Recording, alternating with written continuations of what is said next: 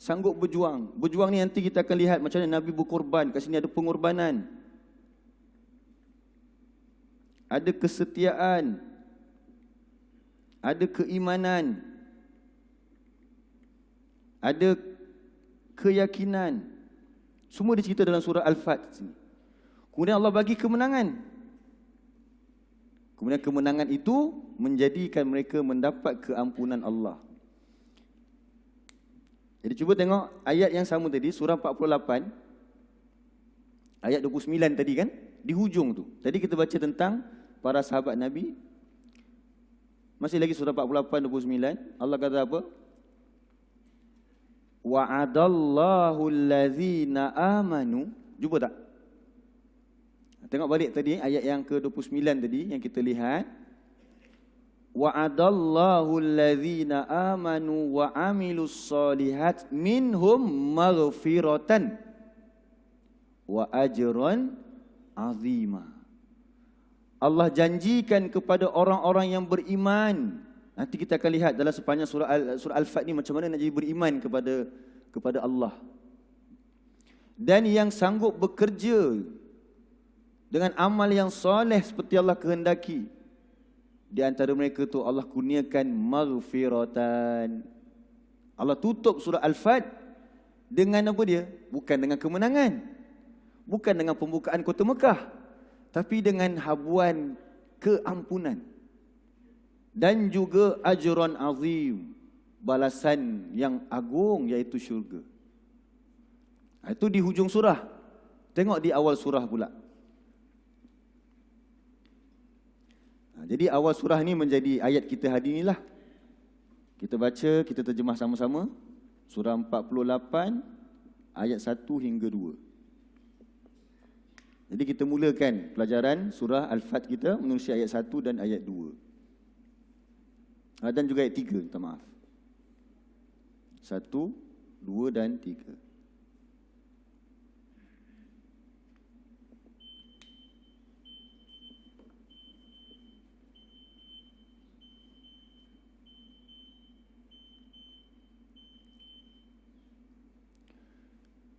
Muka surat 511. Jadi surah Al-Fat ini ada berapa ayat? Tadi kita dah tengok penutup dia, ada 29 ayat. Surah Al-Fat ini adalah surah Madaniyah. Surah apa? Surah Madaniyah. Surah Madaniyah bermaksud surah-surah yang turun selepas berhijrah. Selepas Nabi berhijrah. Bukan mesti turun di Madinah. Sebab di mana tempat turunnya surah Al-Fat ini? Ia turun di tengah-tengah di antara Madinah dengan Mekah. Ketika itu Nabi daripada Madinah menuju ke Mekah. Pada tahun ke-6 Hijrah. Pada tahun ke-6 Hijrah. Bila kita sebut 6 Hijrah, maksudnya selepas Nabi duduk 13 tahun di Mekah, tambah lagi 6. Jadi dah 19 tahun kerasulan Nabi. Boleh jelas tak macam tu? Bila kita kata hijrah, maksudnya apa dia? Daripada Nabi berhijrah daripada Mekah. Tapi sebelum Nabi berhijrah ke Mekah, berapa tahun Nabi menjadi Rasul di Mekah? 13 tahun. Lepas 13 tahun tu bermulalah 1 hijrah, 2 hijrah, 3 hijrah. Jadi bila kita sebut 6 hijrah, maksudnya berapa tahun dah Nabi menjadi Rasul? 19 tahun. Dah 19 tahun. Cumanya 13 tahun di Mekah, 6 tahun di Madinah. Jadi apa sahaja surah yang turun selepas penghijrahan Nabi disebut Madaniyah. Selepas penghijrahan Nabi, surah-surah yang turun disebut sebagai Madaniyah. So bukan Madaniyah tu maksudnya turun di Madinah.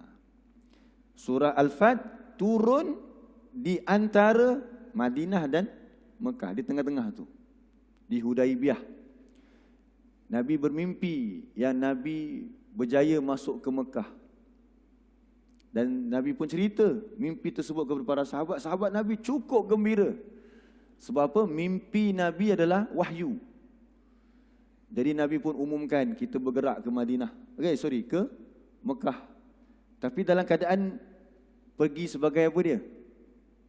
Bukan bawa senjata. Tetapi pergi dalam bentuk orang yang nak melaksanakan ibadah umrah. Bila Nabi on the way pergi, Nabi dihalang oleh orang-orang Quraisy daripada masuk ke Mekah. Lepas dihalang, berlakulah Nabi hantar Uthman untuk bincang dengan orang-orang Mekah.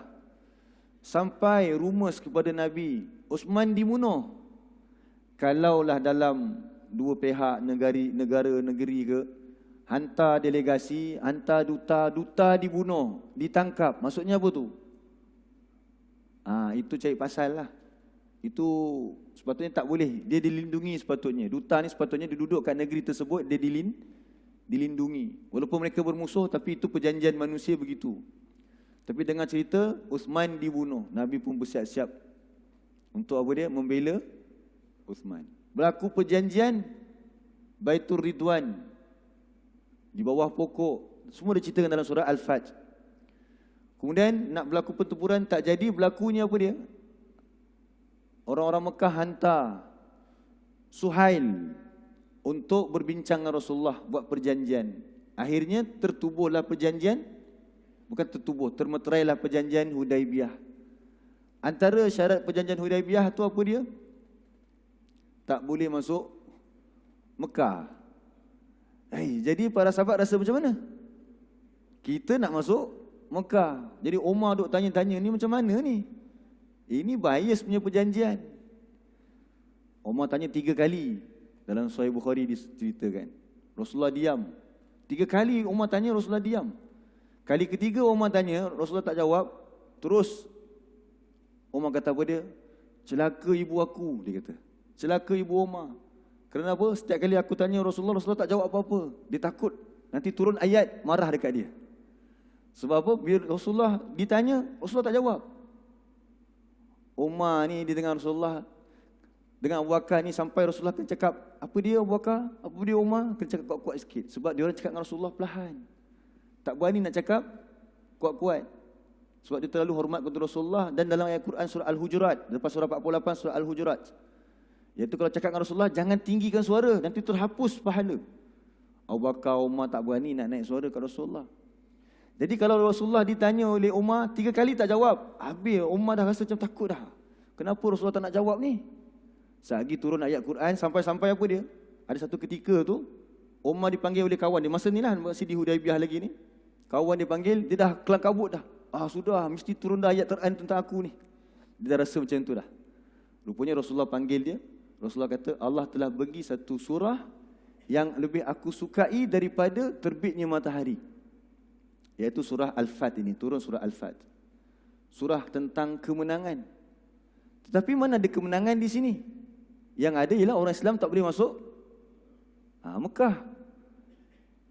Tapi di dalam perjanjian tersebut ada keuntungan, kita pun tahulah, ini dalam sirah kita dah belajar. Apa keuntungan yang diperolehi oleh orang Islam?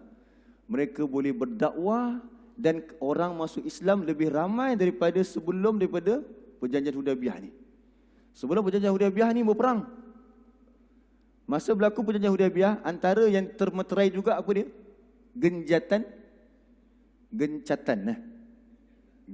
ke gencatan? Gencatan senjata. Tak ada pertempuran di antara orang musyrik Mekah dengan orang-orang yang beriman. Jadi dakwah menjadi senang. Dan rupanya angka orang masuk Islam lebih ramai. Jadi apa maksud kemenangan? Maksud kemenangan ialah orang menerima Islam. Dengan cara apa? Bukan dengan Allah nak cara peperangan, tapi dengan cara tersebarnya ilmu ini. Macam mana Nabi Musa pun sama juga. Dia sebar dengan Taurat. Nabi Muhammad pun dia sebar dengan Al-Quran. Peperangan dah tak ada sebab gencatan senjata, walaupun nanti akan dilanggar lah oleh orang musyrik. Itu tahun ke-8 Hijrah, Rasulullah pun hantar tentera ke Mekah. Itu kemudian. Jadi kemenangan itu maksud kemenangan. Kemenangan adalah hati manusia menerima Islam, menerusi Al-Quran. Itu maksud kemenangan. Tapi objektif kemenangan adalah keampunan. Okay, sekarang kita tengok kenapa kita kata keampunan. Baik, ayat pertama dan kedua kita baca sama-sama. A'udzubillahi minasyaitonirrajim. Bismillahirrahmanirrahim. Inna fatahna laka fatham mubina liyaghfira laka Allahu ma taqaddama min dhanbik.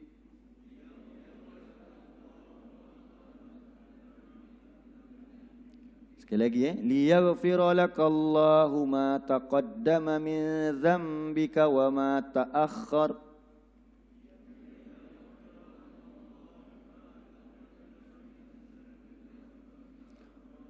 وما تأخر ويتم نعمته عليك ويهديك صراطا مستقيما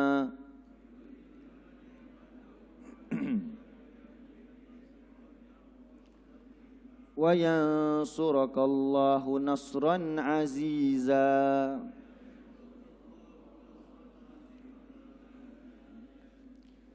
Sesungguhnya sesungguhnya kami fatahna telah membuka oleh kami ataupun telah memberikan kemenangan oleh kami. Ini fatahna ni kaedah 6. Kalau belajar kaedah modul 1, nun alif di akhir kalimah sebelumnya sukun tu fatahna. Cuba sebut sama-sama dengan saya, nun alif di akhir kalimah sebelumnya sukun. Jadi nampak tak kalimah fatahna tu? Ada nun alif kat ujung tu kan?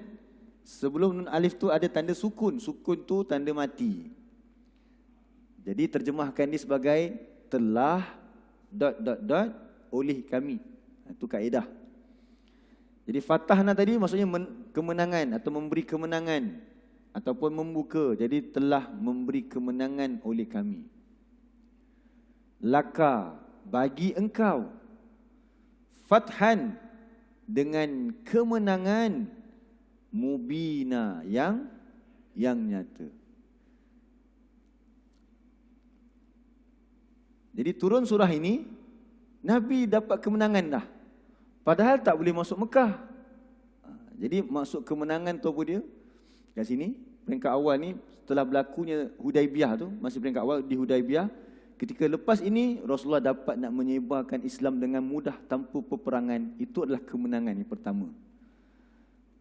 Kemenangan yang terakhir itu pembukaan kota Mekah nantilah. Ini dah dapat kemenangan dah.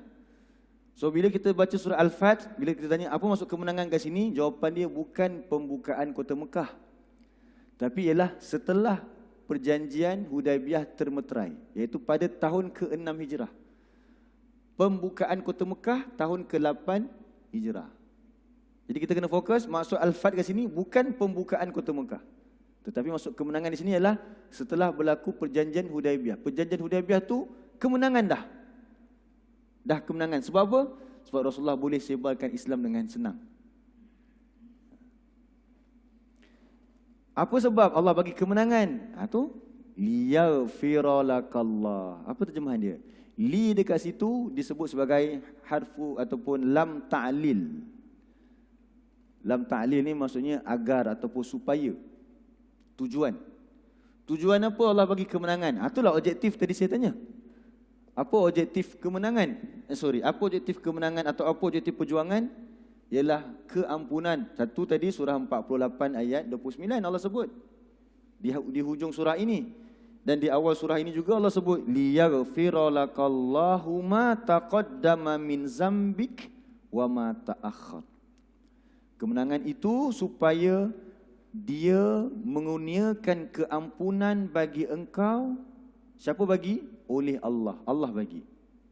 Kepada apa dia? Kepada apa yang taqaddama min zambik, yang telah lalu daripada dosa-dosa engkau, wa ma ta'akhkhar, dan apa yang akan datang, yang mendatang.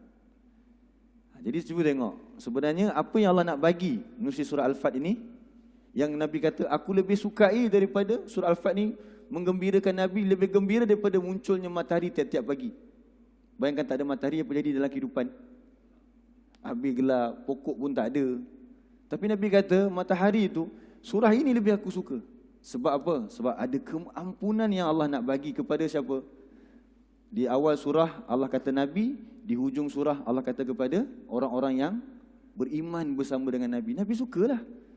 Semua orang akan dapat keampunan Allah. Kemudian kata Allah lagi, wa yutimma ni'matahu 'alaika, dan dia menyempurnakan akan nikmatnya ke atas engkau. Jadi nikmat Islam ini, Allah nak berikan nikmat Islam. Wa yahdiyaka, dan dia memberi petunjuk akan engkau, siratan mustaqima, akan jalan yang lurus.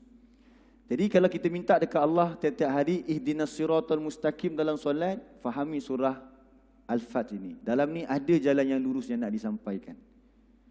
Wa yansuraka, ayat yang ketiga, dan dia menolong engkau, Allahu, oleh Allah, nasran, akan pertolongan azizan, yang kuat. Jadi selepas mendapat perjanjian Hudaibiyah, perjanjian Hudaibiyah itulah maksud Al-Fat kat situ. Allah ampunkan Nabi, Allah ampunkan para sahabat Nabi, itu paling besar sekali objektif dia. Dan kemudian segala usaha belajar Al-Quran jadi mudah, Allah sempurnakan nikmat, Allah tunjuk lagi jalan yang lurus, dan Allah bantu usaha Nabi. Okey? Benda ni bukan pada kisah Nabi sahaja, dulu-dulu lagi dah. Cuba tengok dalam surah Yasin, surah 36. Surah Yasin pun surah tentang perjuangan. Kan mula-mula surah Yasin kisah tentang utusan, 3 utusan kan? Ada 3 utusan dihantar ke suatu negeri. 3-3 itu ditolak oleh penduduk negeri tersebut. Datang seorang lelaki di hujung kampung, orang biasa je, yang tiba-tiba muncul, yang mendukung perjuangan para rasul ini. Tapi akhirnya lelaki ini diperlakukan apa oleh penduduk negeri tersebut? Dia dibunuh.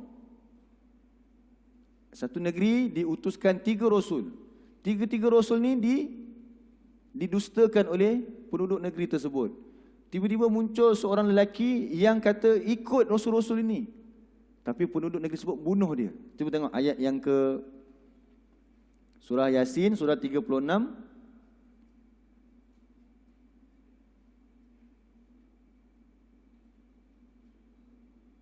Ayat 26 dan 27. 36, 26, 27.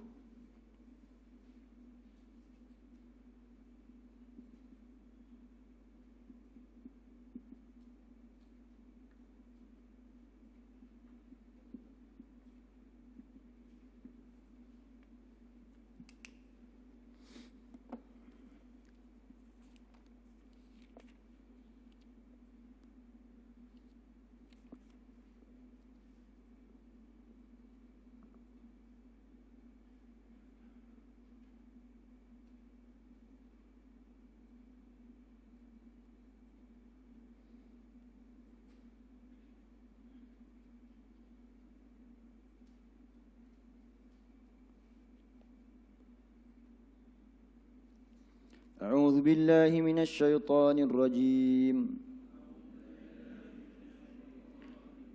Kita lihat ayat 25 dulu.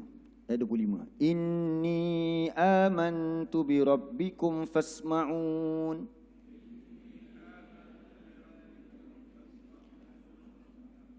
Jadi kata lelaki ini kepada kaumnya, sesungguhnya aku beriman kepada Tuhan kamu, maka dengarkanlah perkataanku. Dia ajak kaum dia untuk beriman sekali. Tapi apa yang berlaku? Dia dibunuh. Lepas dia dibunuh, dapat berita gembira bagi dia. Dikatakan kepada lelaki ini, qila dakhulil jannah. Qala ya laita qaumi ya'lamun. Bima ghafara li rabbi wa ja'alani minal mukramin. Lelaki ini juga sebahagian pejuang untuk zaman tersebut. Bila dia mati, dikatakan kepada dia, masuklah kamu ke dalam syurga. Lepas tu dia kata apa ketika itu? Dia kata, alangkah baiknya kalau kaumku mereka mengetahui apa yang aku dapat sekarang ni. Mereka dapat apa? Syurga ni. Tapi mereka menentang. Mereka tak pedulikan Rasul mereka dan kitab Rasul mereka. Disebabkan apa? Kenapa dia dapat masuk syurga? Bima ghafara li rabbi, itu disebabkan Tuhanku mengampunkan aku boleh masuk syurga. Tapi kenapa Allah ampunkan dia ni? Sebab dia salah seorang yang berjuang untuk masyarakat dia, membebaskan masyarakat dia daripada kegelapan-kegelapan. Tapi dia antara orang-orang yang terkorban di jalan Allah. Begitu dengan para sahabat Nabi, sebahagiannya dia terkorban. Begitu juga dengan Nabi Musa. Tapi Allah janjikan apa kalau orang yang berjuang? Allah janjikan keampunan. Tapi kemenangan mungkin kadang-kadang tak nampak. Nabi Musa tak nampak kemenangan tersebut. Tetapi yang penting ialah apa dia? Objektif kepada segala yang kita lakukan ini ialah keampunan. Sebab apa nak keampunan?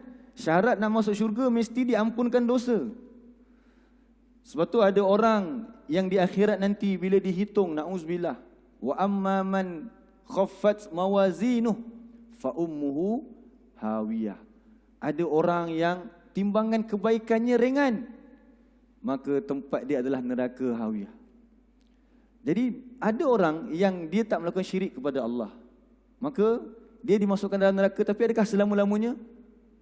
Selepas habis dosanya, disebabkan dia diazab nanti, maka dia akan dimasukkan ke dalam syurga. Tapi poin dia apa dia?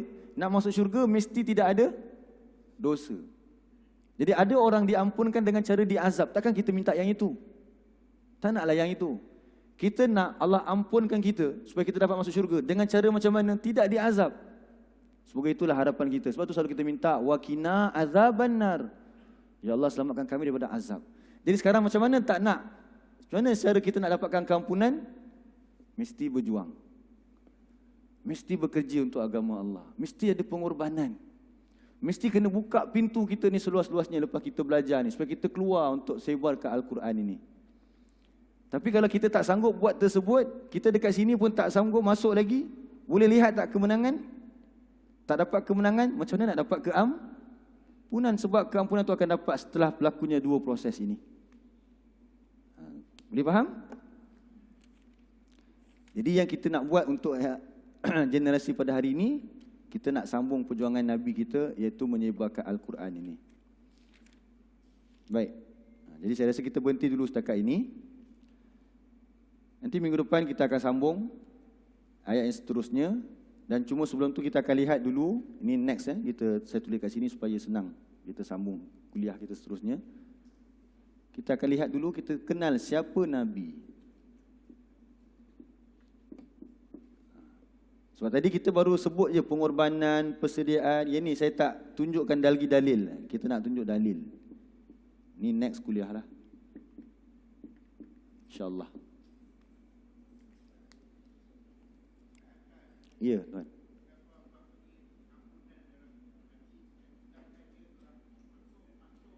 Itulah yang Nabi, itulah dia maksud maksum kat sini. Diampunkan dosa yang terdahulu dan yang akan datang. Inilah habuan dari Nabi-Nabi dapat. Inilah dia maksud maksum. Ya.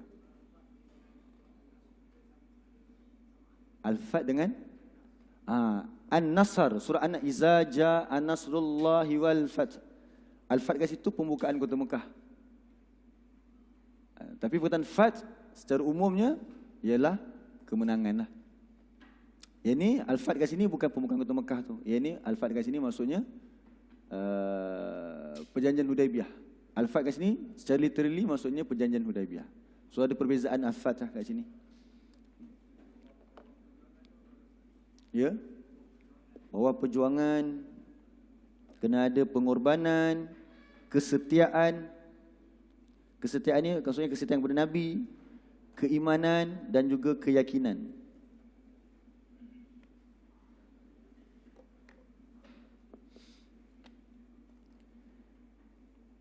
Jadi kalau kita sentiasa mengharapkan keampunan daripada Allah, apa kita kena buat tuan-tuan dan puan sekalian?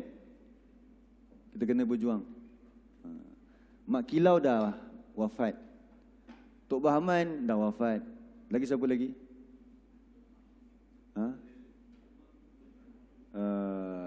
Abdul Rahman Limbong dah wafat. Itu cikgu-cikgu sejarah hajar kita dulu. Hari ini biarlah nama-nama kita pula. Kita pula melakar sejarah untuk generasi pada hari ini dengan nak membentuk. Mereka masa tu macam pra kemerdekaan kan. Kita pula pejuang-pejuang pasca kemerdekaan. Nak perbaiki masyarakat kita mana yang kurang. Bukannya teruk, tapi kita nak perbaiki, tajdid. Nak melakukan perbaikan, perubahan balik. Diri kita dulu kita jaga, kemudian kita nak jaga orang lain sama-sama insya-Allah. Baik, jazakumullah khairan atas perhatian semua. Jadi insya-Allah kita sambung kuliah kita ini pada pertemuan yang berikutnya. Kita tangguh dengan tasbih kafarah. Subhan